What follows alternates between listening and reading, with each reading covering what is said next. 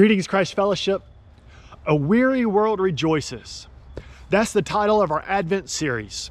And it's the words from a famous Christmas song. The words are not "a weary world finds happiness." Happiness is about the self, and it will not lead you to peace. One of the biggest lies that we had from this season of isolation was that you should pursue your own comfort and happiness. Stay home, stay in your pajamas, find your own cup of coffee, and the lie is that is what you were designed for. And you were not designed for isolation. You are part of a bigger story. And in that story, you live from abundance, not protectionism. And when you live by abundance, you understand that giving is part of who God made you to be. It's one of our 6 essentials. So this season, whether you call it Giving Tuesday or Advent season or post-isolation, I want us all to do an inventory. Just look at your life, of your time, your talent, and your treasure. How are you giving? What about your time? Are you giving to imperfect systems? Your family's not perfect. Your job's not perfect. Christ Fellowship is not perfect.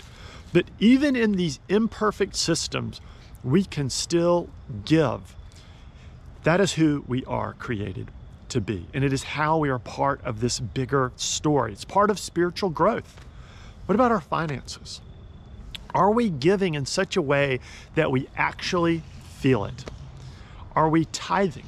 Are we giving beyond our tithe? Or are we making sure that our bank accounts don't receive enough of a ding that we are not impacted? If so, you might be living for happiness instead of the bigger story of joy. Finally, I want to challenge us to think, am I giving of my relationships, of my intellectual capital, of my talents? Can I give even when I feel weary? We have all felt weary at times. But this is not our story. Our story is not one of retreat.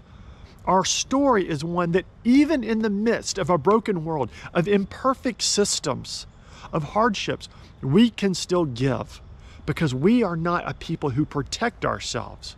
We are sons and daughters with an inheritance of God's eternal kingdom. That is what we receive.